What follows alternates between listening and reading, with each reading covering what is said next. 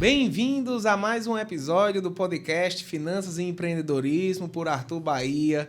Hoje estou recebendo aqui meus amigos José Carlos Guanabara e Bruno Bessa, que estão à frente da Vela Incorporadora. Para começar esse bate-papo aqui, eu queria que vocês se apresentassem, falassem um pouco da história de vocês até chegar a esse momento da Vela.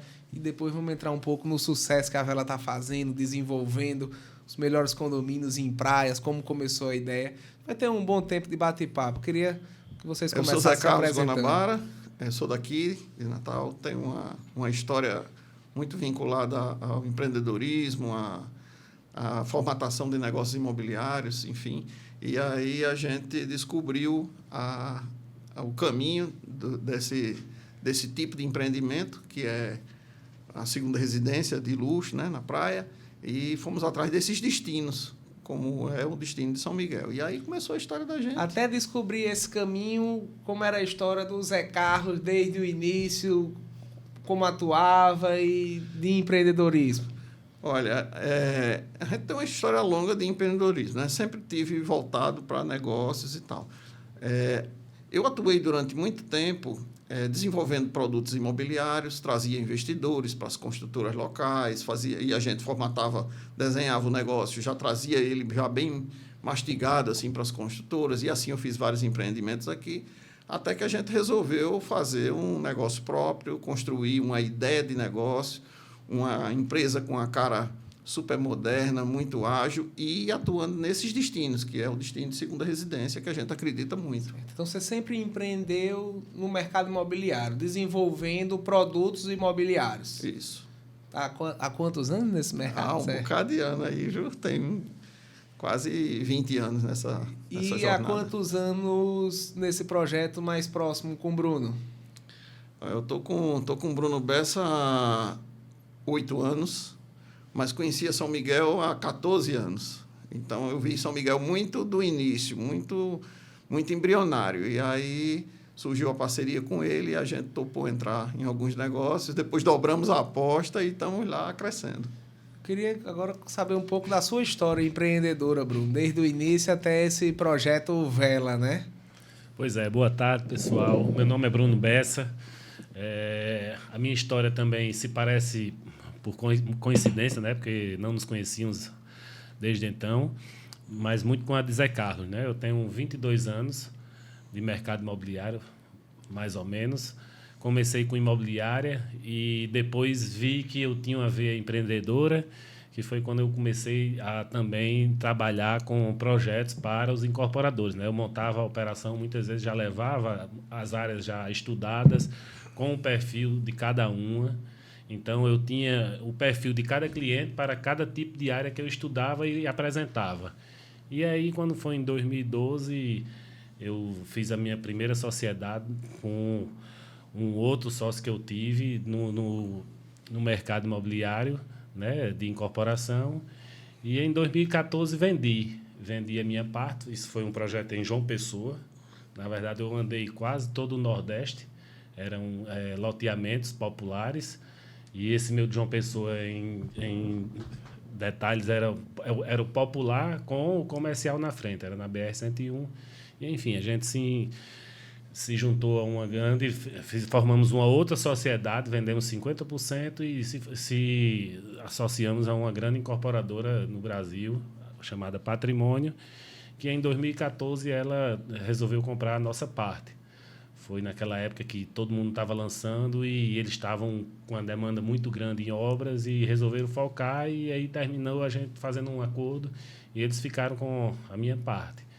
Mas desde sempre eu sempre fiz negócio com os grandes incorporadores, tanto daqui como do Brasil, né? Ainda peguei, surfei ainda um pouco da onda, né? Nas grandes aqui, Cirela, Rossi, MRV, fiz muito aqui na Paraíba, e enfim... já estava pronto para ir para o mercado português quando eu e Zé Carlos começou a discutir sobre São Miguel. Ele me apresentou, porque ele já conhecia há mais tempo, apesar de eu também ter pego os estrangeiros, né, de 2004, 2003 até 2009. Eu atendi muitos clientes, muitos grupos europeus, americanos, noruegueses. Enfim, graças a Deus aí tem uma longa estrada nesse mercado imobiliário. E graças a Deus bem sucedida, eu acho, né? Tô vendo aqui que a gente tem muito pano para manga para falar sobre empreendedorismo, sobre negócio. Vocês já montaram negócio, já fez sociedade, que é até um assunto bem... Você tem que pensar muito em quem vai ser seu sócio, né? Sociedade é algo delicado, é algo que vocês se juntam para somar forças, onde 2 mais 2 é para ser igual a 5, mas tem que tomar os cuidados. Então, fez sociedade, montou empresa, vendeu para um grupo grande. Agora, Zé mostrou o projeto de São Miguel do Gostoso, que eu vi que você é um grande entusiasta de São Miguel do Gostoso, né? Até quando fala de 14, conhece há 14 anos. Então, minha curiosidade maior, acho que a turma que está nos assistindo, quer que você fale mais um pouco sobre São Miguel do Gostoso e como foi que lhe encantou e por que essa praia lhe encanta e por que encanta os clientes da vela. Olha só, Arthur, a gente identificou em São Miguel do Gostoso um potencial incrível que realmente se mostrou viável, assim como o Pipa, como outros destinos, e a gente observava o seguinte, que para montar um negócio como a gente queria, teria que ser num lugar que fosse assim ícone, um lugar que tivesse vida própria. Então, essas praias sempre nos chamavam a atenção. A gente queria montar um negócio voltado para a segunda residência, com imóveis de alto padrão, para suprir justamente... a gente entendeu justamente como era que estava acontecendo esse fenômeno. Porque isso começou lá em Trancoso, na Bahia, nesses grandes... que hoje são grandes destinos. Então, há 15 anos atrás, surgiu Trancoso, né? Arraial da Ajuda. Hoje já se fala em Caraíva, que é uma praia perto de Trancoso. Aí tem Milagres, em Alagoas. Então, esse fenômeno foi sendo descoberto do litoral do Nordeste, onde a demanda por segunda residência de luxo se intensificava. Então, no Rio Grande do Norte já tinha Pipa, que Pipa é um destino consolidado, né? Inclusive internacionalmente, e que algumas pessoas dizem, não, Pipa está cheio, está saturando. Não, eu não vejo assim, eu vejo Pipa com mais de 30 anos de negócios para serem feitos. Então, São Miguel vamos dizer assim, é a noiva, é o que está sendo descoberto, é o que está chamando muita atenção do Brasil. Então, São Miguel hoje já é um destino que está se consolidando. O Ceará tem praias maravilhosas, tem destinos também que estão se formando, Jericoacoara, aquela região tem Cumbuco, tem região de Tatajuba, né, já chegando no Piauí, tem lugares fantásticos que já são destinos de segunda residência de luxo. E a gente foi observando esses fenômenos e a gente foi identificando em São Miguel justamente essa cara. Né? A cidade então, primeiro vocês observaram uma tendência. Uma tendência de mercado. Pelo que você está falando, quando você fala do litoral do Nordeste, são pessoas também do litoral, mas do Sul e do Sudeste com esse interesse também de uma segunda residência no litoral nordestino, porque Trancoso eu vejo muito isso, né? Foi isso o primeiro ponto que vocês observaram, ou Trancoso é mais para o local? Quem é o público, esse público que procura essa segunda residência de alto padrão? Olha só, é o Centro-Oeste e o Sudeste, né? São Paulo, Rio, interior de São Paulo, Minas e todo o Centro-Oeste, né? Que é Goiás, que é o Tocantins. Então, a gente tem cliente dessas regiões. Né? Muita gente de Brasília que procura o litoral. Então, e a gente foi começando a entender quem era esse cliente, como é que esse cliente pensava, como é que ele agia, o que é que ele queria. E aí a gente foi construindo a ideia de conceber algo nesse tipo de destino. Um destino que estivesse em consolidação e um destino que tivesse vida própria. Então, a gente foi em busca de lugares que tivessem vida própria. Pipa tem vida própria. A hora que você chegar em Pipa, você come, você se hospeda. São Miguel também. Então, você pode chegar em São Miguel qualquer época do ano que você tem o que comer bem, você tem o de se hospedar bacana. Ela tem entretenimento. Tem uma infraestrutura razoável. Eu queria entender melhor, que você explicasse melhor o que significa a praia ter vida própria.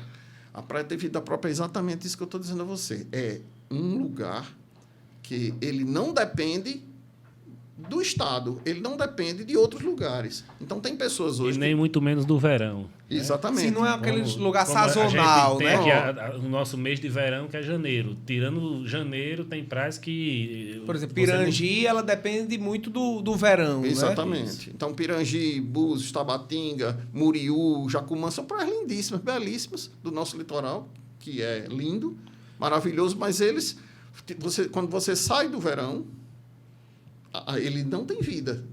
Então, se você for num dia de semana, em abril, por exemplo, ou em maio, para Jacumã, para algum... Você não tem... Lá não tem vida. Você pode até estar dentro de um condomínio bacana e tal, mas você não tem o que fazer à noite. Você não tem um restaurante. Você não tem um restaurante, você não tem uma pousada, que chega um amigo, você não tem bar, você não tem um day use. Então, a gente foi identificando isso. A vantagem, então, de São Miguel do Gostoso é que é uma praia para quem quiser vir um ano todo, né? O ano todo.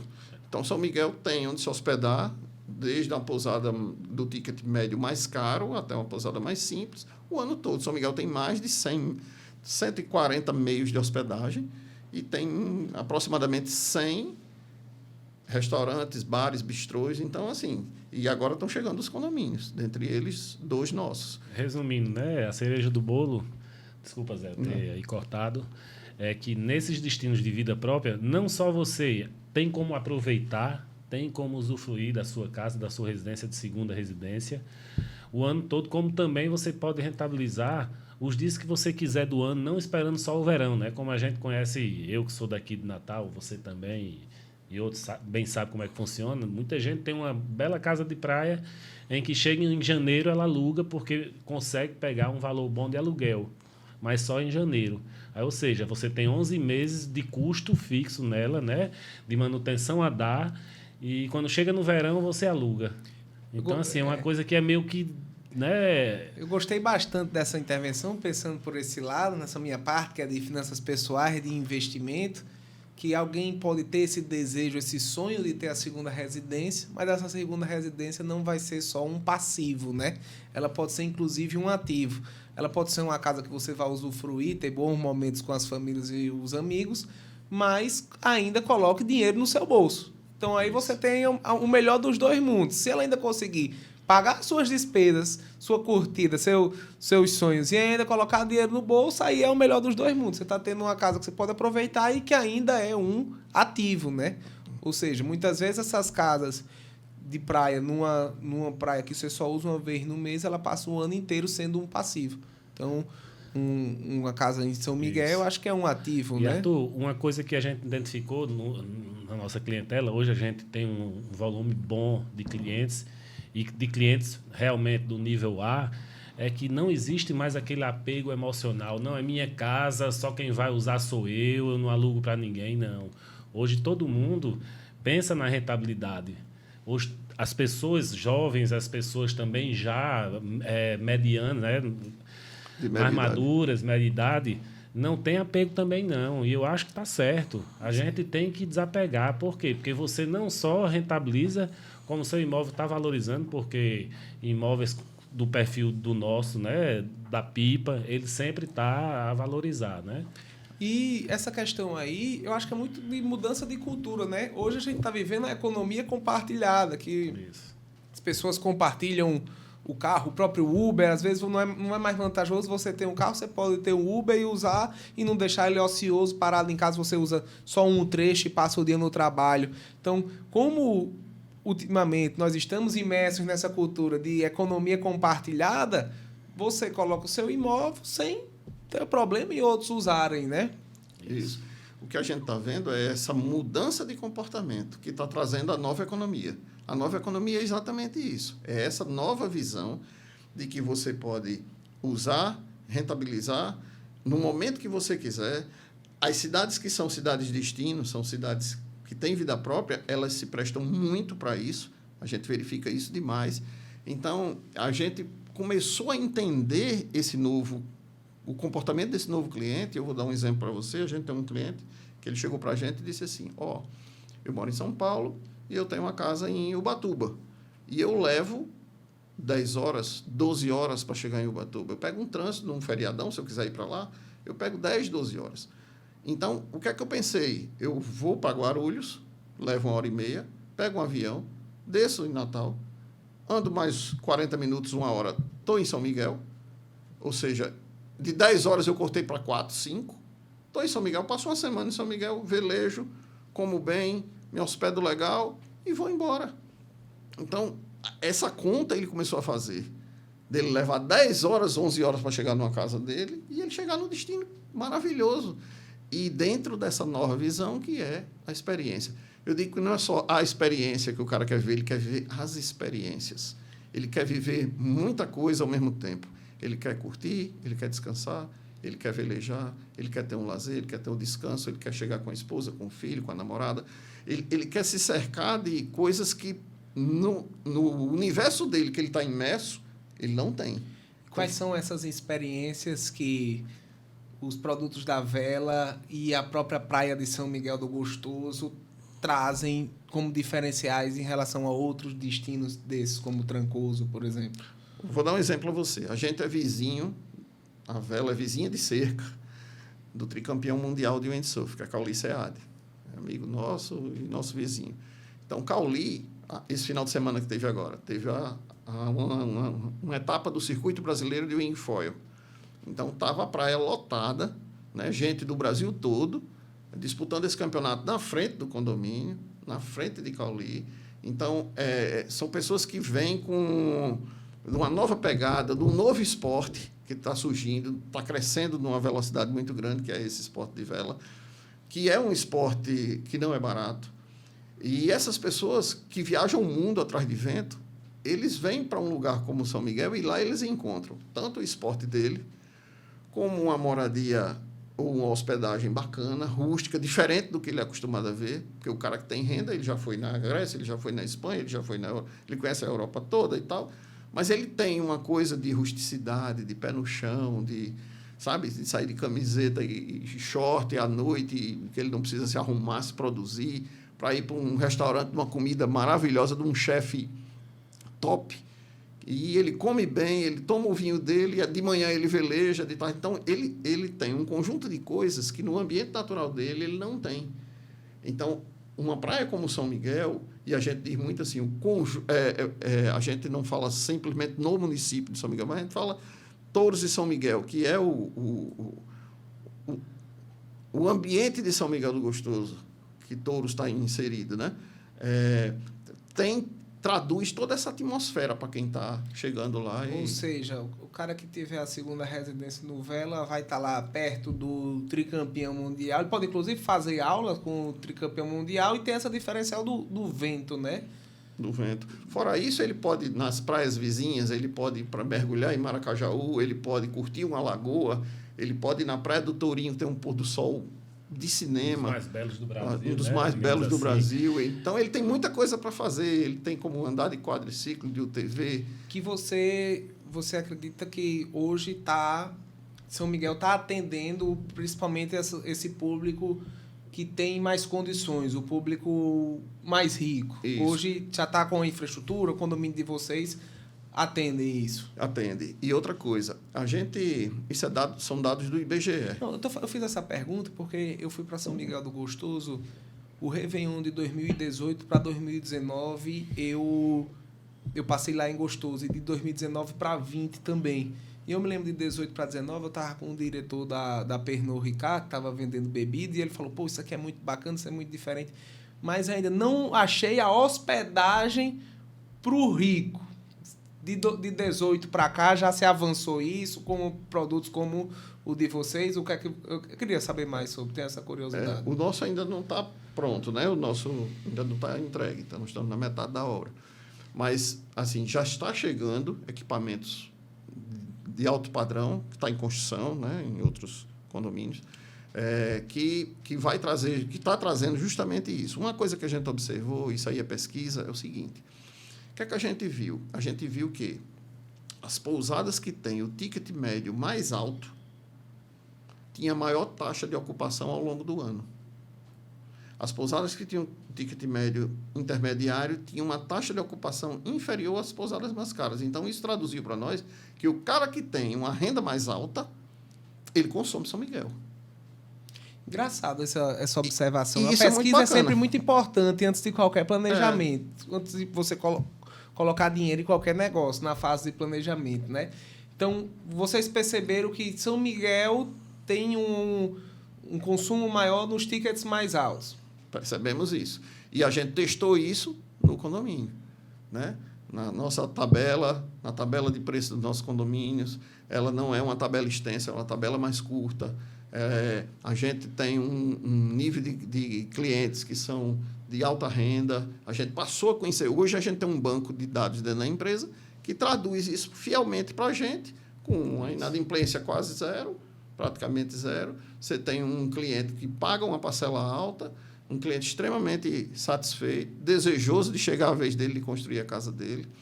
A gente lançou o Lagoa do Sal, que é pertinho de São Miguel, no caminho. Que é no ambiente de São Miguel do Gostoso, que você estava explicando. Exatamente, que é dentro da faixa de São Miguel do Gostoso, né? Que lá é a Rota do Gostoso.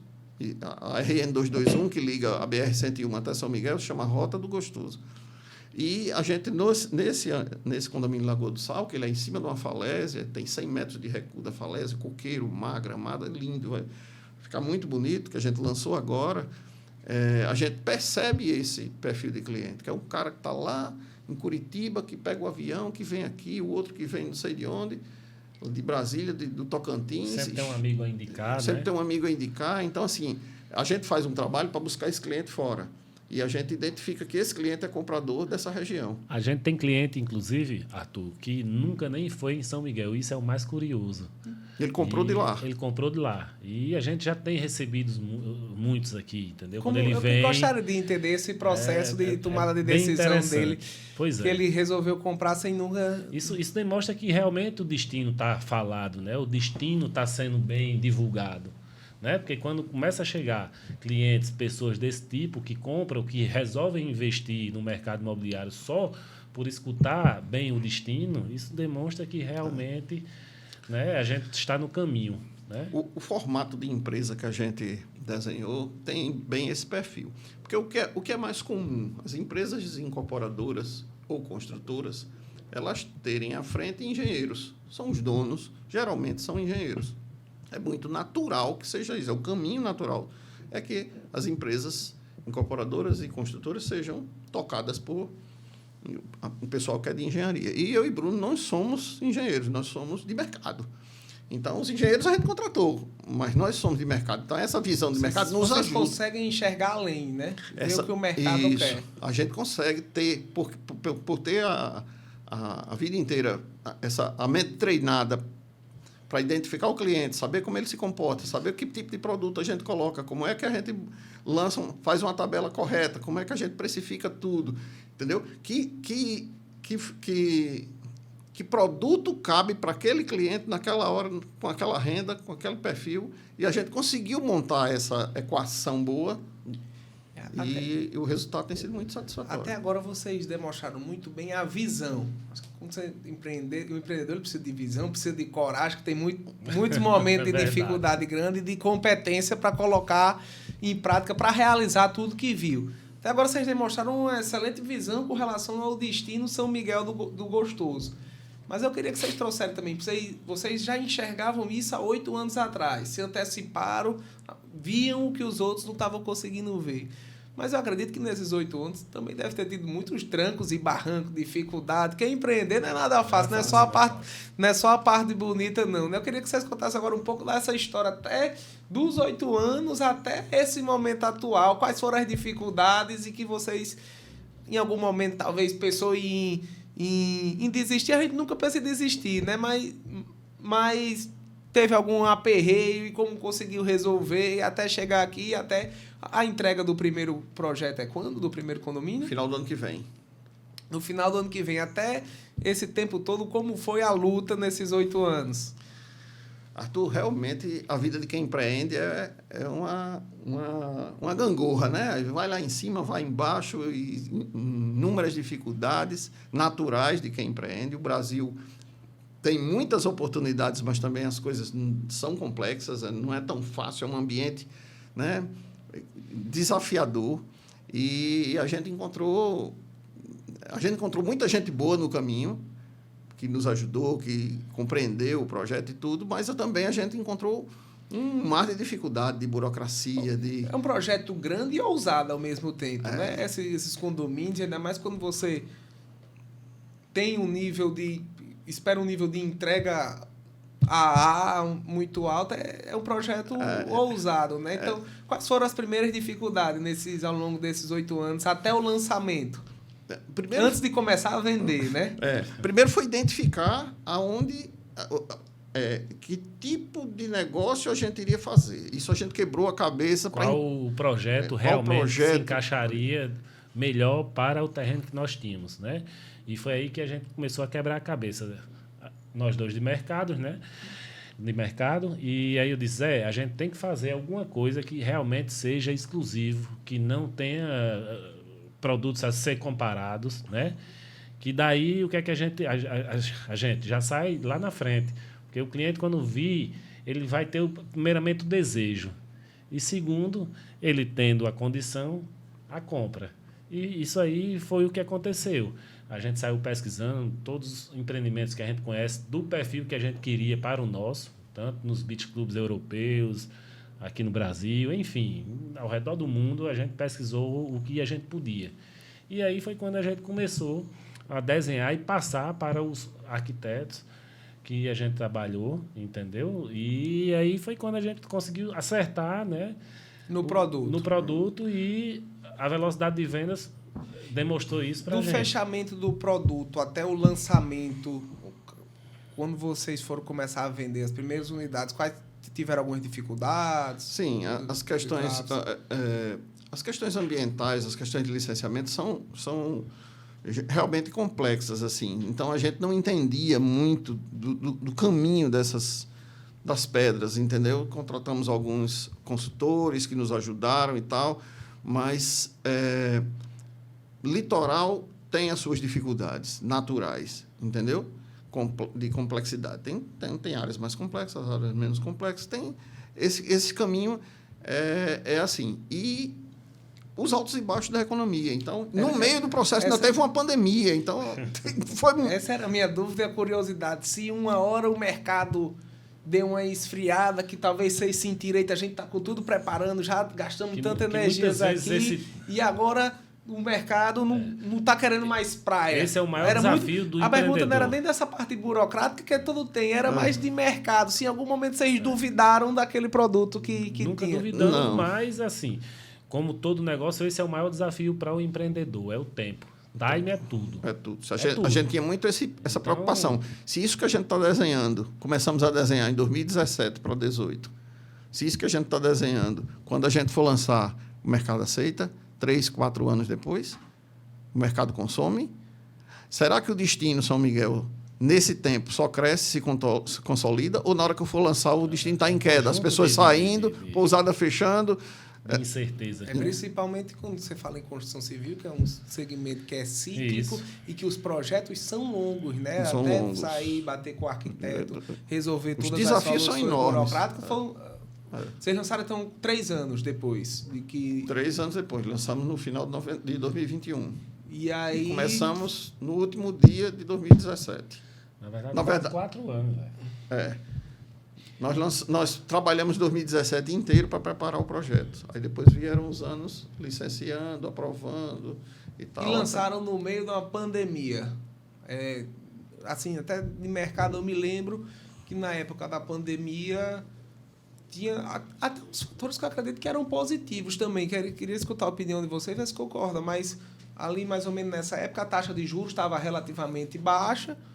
E as pessoas, na pandemia, estavam em casa, não estavam gastando muito indo para bar, indo para restaurante, estava sobrando mais dinheiro para investir.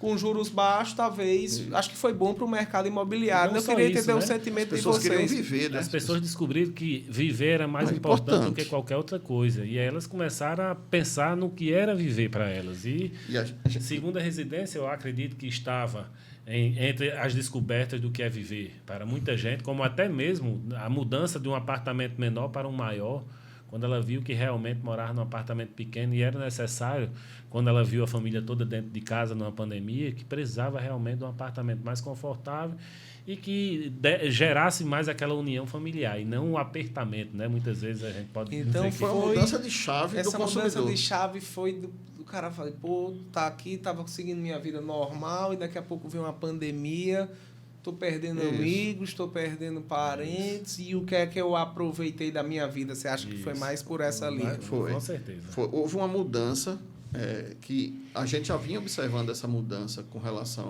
aos destinos, ao litoral e tal. E aí a pandemia acelerou isso. A pandemia mostrou para as pessoas a real necessidade de aproveitar a vida, de realizar seus desejos o mais rápido possível, de satisfazer as suas necessidades, de não postergar tanto uma coisa que ela poderia ter agora. Então, com essa nova ordem, vamos dizer assim, econômica, que é refletida pelo comportamento desse novo consumidor, o cara pode trabalhar em qualquer lugar. A gente já está experimentando, Arthur, anote aí, a segunda residência virá a primeira. Essa é a tendência, é o cara ir morar na lagoa, ou na praia, ou na serra, ou em algum lugar onde ele passe mais tempo lá do que nos grandes centros. Quem pode fazer isso? Cidades que têm um mínimo de infraestrutura. Às vezes você tem uma criança pequena e nessa cidade não tem um colégio. Infraestrutura para a criança. Mas às vezes você tem um profissional que ele já está consolidado, já está com os filhos grandes, e ele pode gerir o negócio dele 4, 5, 6 dias por semana ou 15 dias direto em outro lugar, curtindo mais, aproveitando mais, vivendo mais, e depois ele... Eu queria que você comentasse mais sobre vocês que estão mostrando que tem muita visão. Isso, quais são os pontos que vocês estão começando a perceber da segunda residência virar a primeira? E quais são os fatores que auxiliam nisso? Eu acredito que é exatamente isso. Ele experimentou viver na pandemia. Ele experimentou esse sentimento de dizer, olha, eu não posso conduzir minha vida do jeito que eu conduzia, trabalhando 17 horas, 18 horas, mal vendo meu filho, ou vendo minha esposa, ou me desgastando para acumular um dinheiro no banco, ou formar um patrimônio. E se eu não conseguir? E se vier um negócio desse, será que daqui a 2, 3, 4, 5 anos vai ter de novo uma pandemia? Passou a fazer parte do pensamento das pessoas. Ela trouxe um choque de realidade. Olha, pode ser que tudo acabe e eu não fiz nada. Então, isso ajudou nessa mudança de comportamento e fez com que esse cara começasse a pensar o seguinte, olha, eu posso morar em Rondonópolis e eu posso ir, passar 20 dias ou 30 dias, 3, 4 vezes por ano, num belo condomínio no litoral do Rio Grande do Norte, em cima de uma falésia, a coisa mais linda do mundo, e de lá eu administro minha vida. Então, essas pessoas que já têm a questão familiar já equacionada, filhos maiores e tal, e podem fazer isso, eles estão começando a fazer. A gente começa a perceber essa mudança que está bem no começo da segunda residência virar a primeira. Só basta dizer que a gente tem um dos nossos prestadores de serviço, que tem mais de 70 funcionários, em que 60% hoje continua em home office, né? Que é Pedro. Né? Então, ele tem hoje funcionário que trabalha em Fortaleza, outro que eu falo que eu não sei a quantidade, né? Outro em João Pessoa, outro em casa, entendeu? Trabalha remotamente e, assim, não vão nem na empresa. Para alguns formatos de negócio, o home office foi experimentado e funciona. Outros não, já tem gente voltando para o presencial. Mas eu falo também desse profissional liberal que ele pode trabalhar em casa. O empresário que tem um negócio dele funcionando, o que tem um negócio na web, que hoje é muito comum, o mercado da web explodiu, né? Então, o cara tem como gerenciar seu negócio à distância, ele pode muito bem estar numa serra, numa casa bacana, que tem uma cidade charmosa embaixo, que ele pode curtir ali, tomar o vinho dele à noite, levar uma vida do que ele passar 4 horas, 5 horas dentro de um carro para chegar em casa. Entendeu? Então, esse cara está fazendo essa conta. Entendi. Então, um outro ponto que vocês demonstraram agora, que já estão com a visão para o futuro, já estão olhando para o futuro. Hoje, vocês estão... Quais são os projetos lá em Gostoso? Tem o Vela Santo Cristo... O Vela Lagoa do Sal. O Vela Lagoa do Sal. A gente tem um no forno, que não pode dizer agora. Tem outra aí no forno, a turma que já está curiosa aí, já tem outra aí no forno. E a gente tem a gente está pensando num projeto numa outra praia do Rio Grande do Norte, que é bem icônica também, mas também a gente não pode adiantar agora, mas vai vir um negócio assim super charmoso, bem exclusivo. A gente aposta muito nisso. Experiência. A gente diz que a vela é lugares maravilhosos e projetos fantásticos. Então, a gente quer uma coisa mais ou menos desse tipo. Era esse Projetos caminho. fantásticos em lugares maravilhosos. Era nesse caminho que eu estava querendo entrar agora, tentando pescar alguma coisa do para frente, né? Vocês já estão olhando para frente, já estão olhando para outras praias. Então, a vela se propõe a fazer projetos maravilhosos em lugares fantásticos. Então, vocês não têm interesse em ir para o caminho de primeira residência, com exceção de quem está no home office, de fazer projetos na capital Não. e Natal, não. Vocês têm muito bem definido. Isso. O nosso nicho é esse. A gente não tem nenhum interesse em capitais, nem em cidades circunvizinhas, né? Da Grande Natal, por exemplo. Não, a gente não tem planos para isso, não. A ideia é se manter nesse segunda residência de luxo. É um nicho, né? Segunda residência de luxo, sobretudo em praia. A gente gosta muito de praia. E fala um pouco mais daquelas habilidades e competências do dia a dia do empreendedor. Queria que você respondesse a importância de se ter um sócio e de compartilhar esses desafios e essas responsabilidades. Eu tive muita sorte de ter um sócio, não é porque eu estou na frente dele, não, mas eu tive muita sorte de ter um sócio que ele é muito complementar ao meu. Muito embora nós somos de negócios, mas a gente trouxe para a vela experiências diferentes, né? Caminhos comerciais diferentes. E isso a gente soma. Então, nesses 7 anos aí que a gente está junto, isso tem se mostrado muito bom para todos nós. A gente tem uma relação muito, muito tranquila, muito leve, entendeu? É óbvio que no dia a dia, às vezes, enxerga um detalhe de um jeito, o outro de outro, mas nada passa daí. Mas que isso é muito salutar, né? Infelizmente. Essas diferenças são boas. É importante a diferença, né? É muito. Se fosse para pensar todo mundo igual, né? Se soubesse fazer tudo só. Mas esse perfil ficou bacana dentro da empresa da gente. Ficou leve, ficou tranquilo. Graças a Deus. Que seja aí por muitos e muitos anos essa grande parceria, essa sociedade respeitosa e de muita afinidade. Outra coisa interessante que vocês trouxeram é desse diferencial por vocês serem pessoas de mercado e não técnicas. Então, talvez você consiga olhar com um olhar diferente. É só para né? você entender um pouquinho, Arthur, como é que a gente, para você entender como é difícil eram sempre muito difíceis os nossos desafios. Você muitas vezes tinha uma área X e chegava, eu estou querendo vender meu terreno. O que é que a gente consegue nele?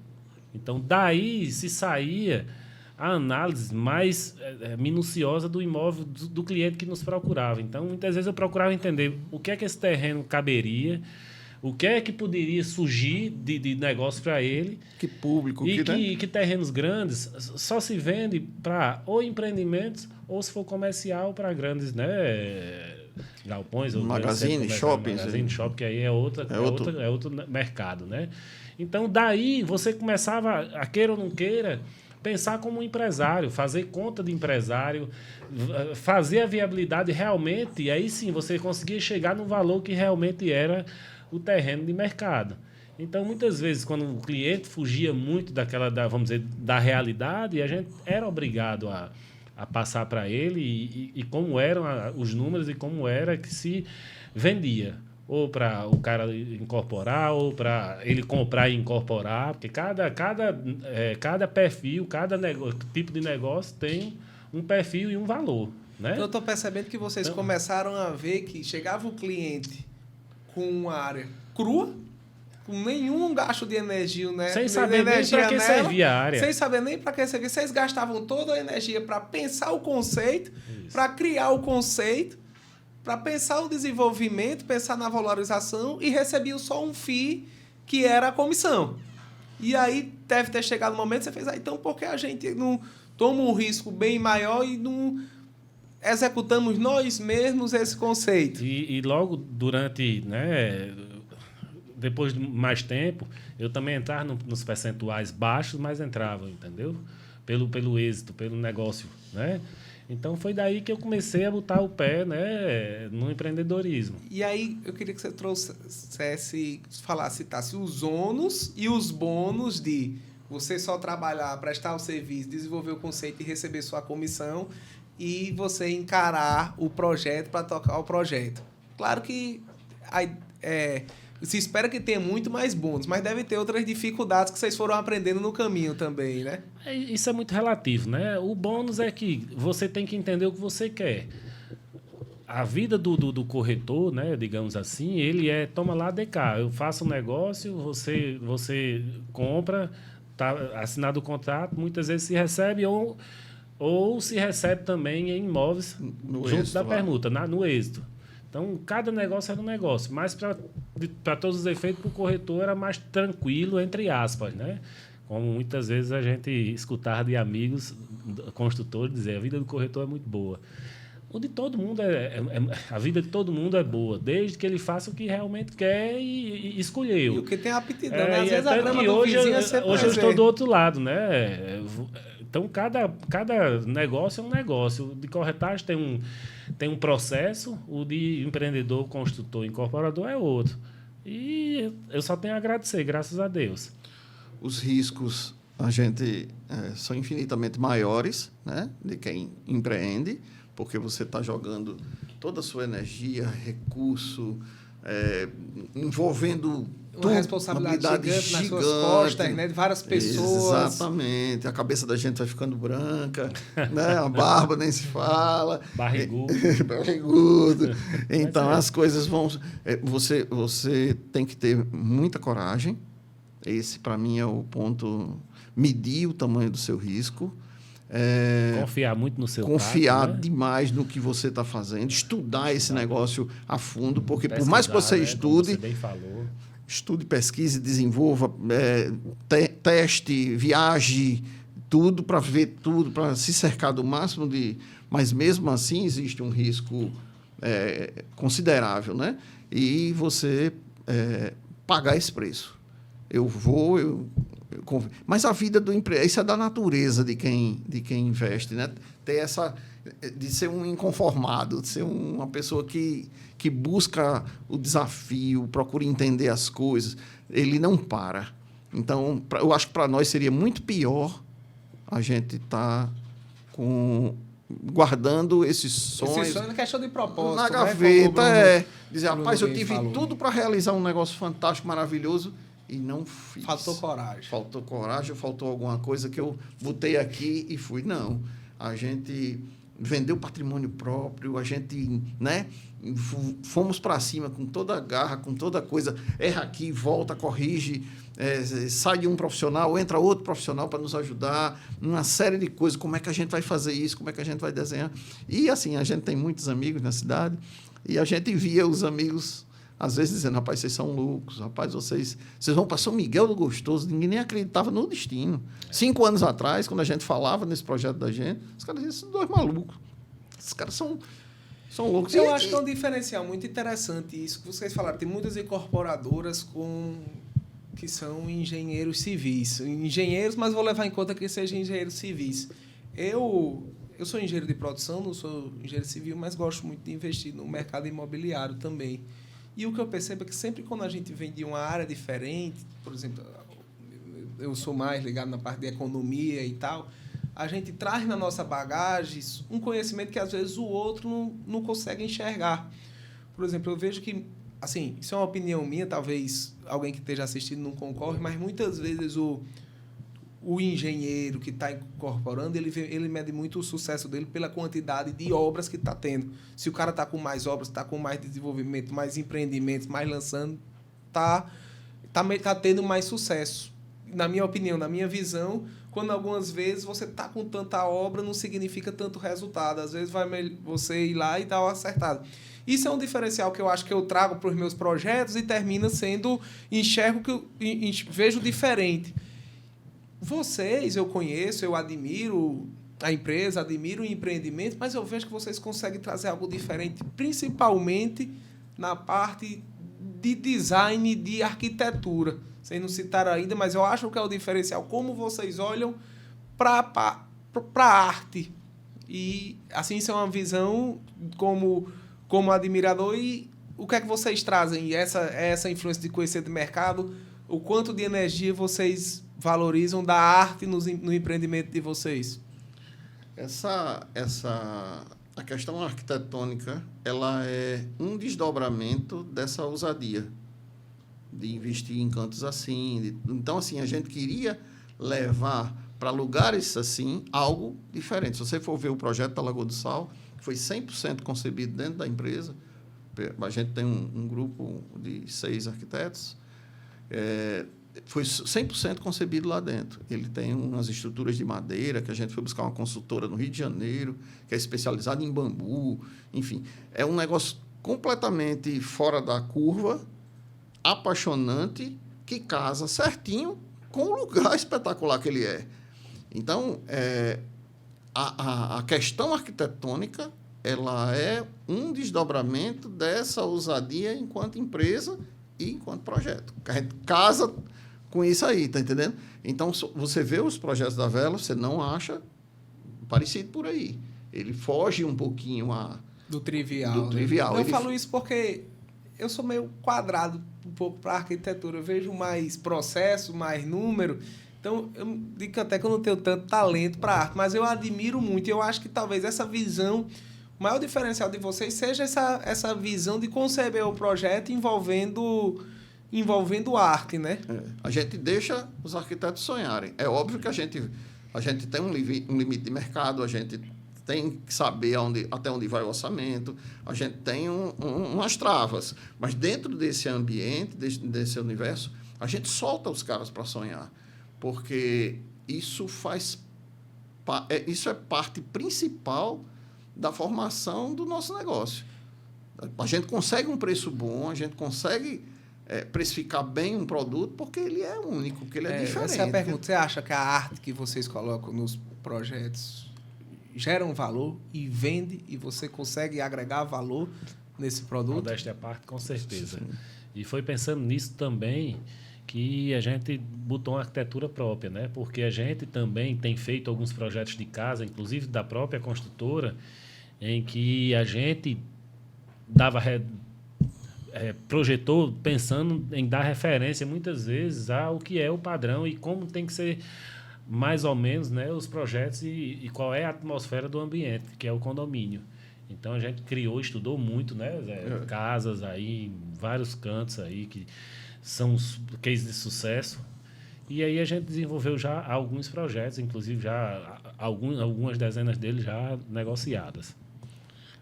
As pessoas que compram os lotes, sobretudo quando essas pessoas moram fora, eles acabam naturalmente desejosos de que a própria construtora faça suas casas. Mas tem muita dificuldade de gestão maior, né? Ele não tem... Exatamente. Como é que ele vai controlar uma obra dele em Brasília, para contratar os fornecedores, contratar alguém? No interior de Goiás, o cara está no interior de São Paulo. Como é que esse cara vai gerir uma obra a 2.000 quilômetros de distância, né? Então, para nós que já estamos ali com máquina, engenheiro, mestre, tá tudo ali. É natural que ele faça a casa. E outra coisa interessante, Arthur, que a gente observou, é que as pessoas não compram o terreno para ganhar dinheiro.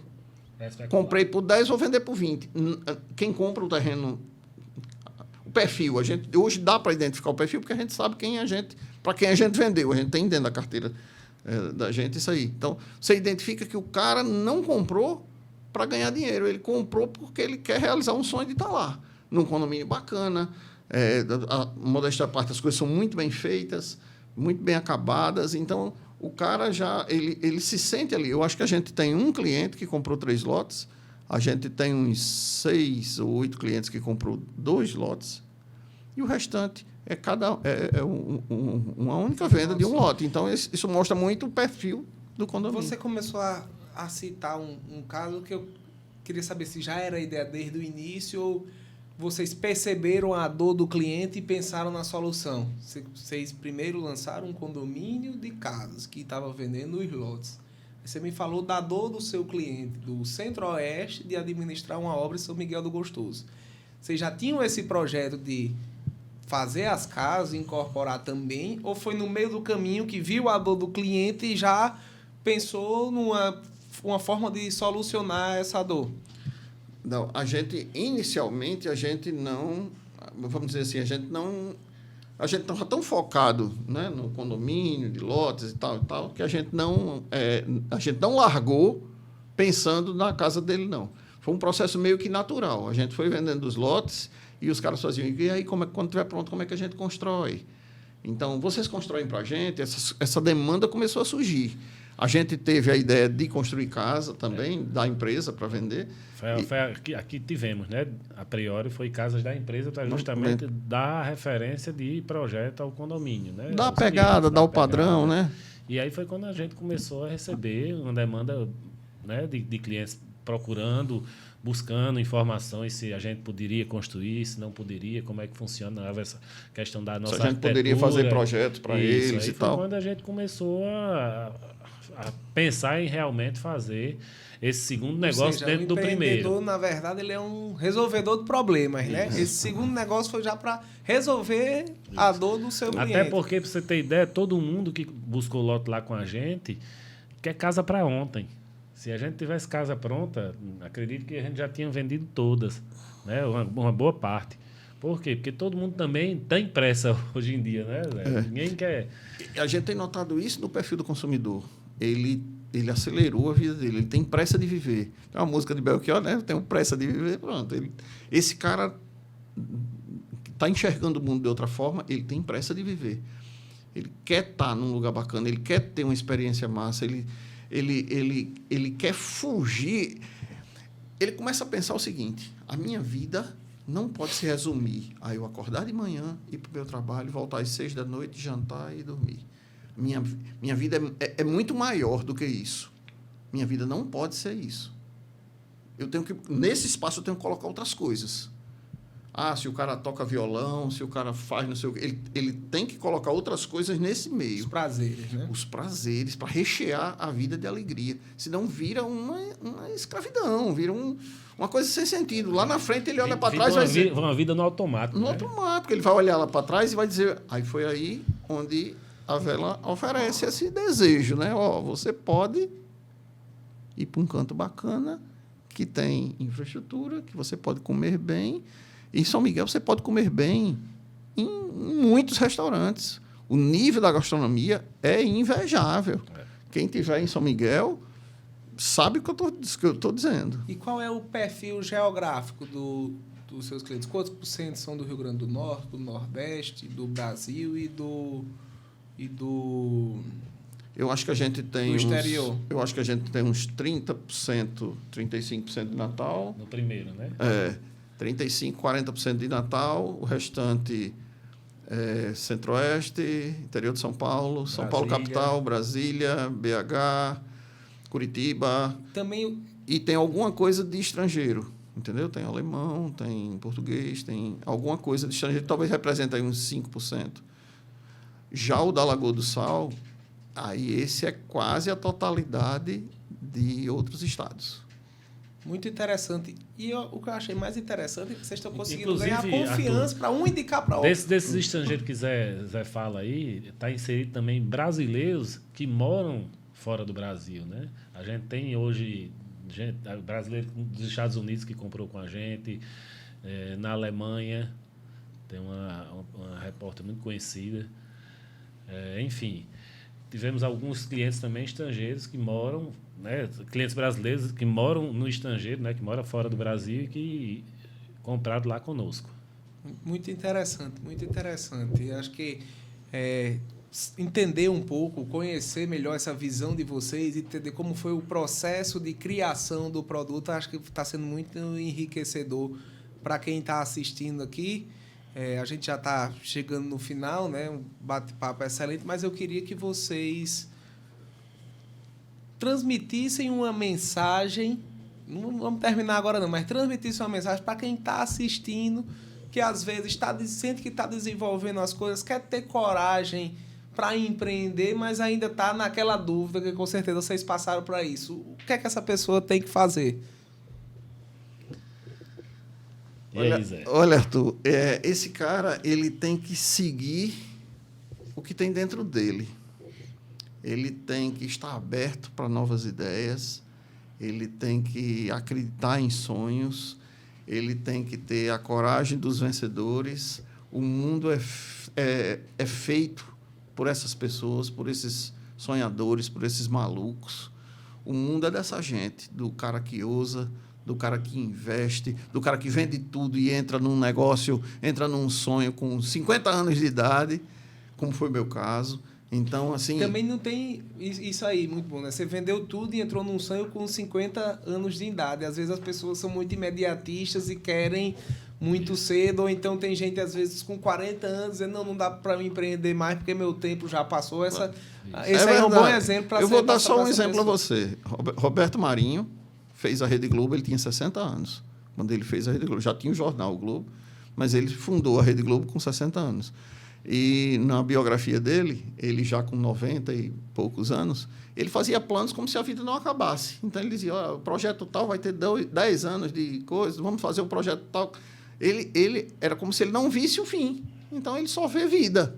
E isso é maravilhoso. Eu trabalho muito minha mente para ser assim, para só ver vida, não ver fim. Entendeu? Então, o mundo é dessa gente, dos caras, dos inovadores, dos que aceitam tomar risco. É óbvio que você não vai sair por aí fazendo loucuras, né, insanidades, não é. Mas o risco calculado, planejado, né? Não tenha medo de ousar, seja ousado. A famosa zona de conforto, né? Você não pode se acostumar... Romper essa bolha, sabe? Você não pode se acostumar em achar que a vida vai parar e você vai viver uma vida maravilhosa pro resto da vida, entendeu? E eu acho que a vida não é isso. A vida é desafios. A vida é cada vez mais você pensar na frente, é você buscar realmente deixar algum legado aqui que seja boa, que seja bom, que seja para a gente tem uma rua, né, Zé, que a gente está fazendo do lado do condomínio, que enquanto São Miguel existir, ela nunca vai deixar de existir. Uma rua que bacana. E é isso. Sempre a gente vem buscando fazer alguns trabalhos sociais também. A Vela não é só, né, não é só negócios. Ela participa ativamente da vida da cidade. Fazemos o que podemos sempre, entendeu? Em prol de ajudar quem precisa. E vocês estão desenvolvendo uma cidade, uma região, né? Também. Exatamente. E é isso. E para quem tiver interessado, quem está aqui escutando e está vendo que precisa viver e está com pressa de viver, como é que ele faz para adquirir um lote desses projetos? É fácil demais. Ele vai entrar no site vivervela.com.br e vai deixar o seu recado lá, que em menos de 1 minuto tem uma pessoa para atendê-lo e para dar o lote dele, para ele sonhar em ter um lugar maravilhoso para curtir com a família e rentabilizar, viu? Ganhar dinheiro. Ganhar dinheiro, né? Ganhar dinheiro. Não vai investir só, não Acho vai que a gente já colocar seu dinheiro só com passivo, não, e ativo também. Eu tô achando que Arthur já tá querendo ser vela. Ele já está indo lá, ele já é vela. Pois então, eu queria agradecer muito a presença de vocês. Sei que a rotina é difícil até parar aqui, mas acredito que todo mundo que está assistindo aproveitou e gostou. Muito feliz, Arthur, em estar aqui. Da experiência de vocês. Muito feliz em estar aqui, em trazer a nossa mensagem assim de ousadia, de esperança, de luta, sabe? Que não vamos enfrentar a vida e vamos viver da melhor forma possível. E muita você gente está de parabéns. Assim, acha que foi fácil, mas nada é fácil na vida, né? Mas foi com muito calma, difícil. com muito estudo, paciência, né? E foco, a gente chega onde a gente quer. É a história da ponta do iceberg, né? Isso. Exato. E fico aqui muito agradecido a você, a todos os telespectadores, né, que estão nos assistindo e que já ficamos abertos aí para a próxima entrevista. Não chame não que a gente vê. Pois tá bom, muito obrigado e ficamos por aqui.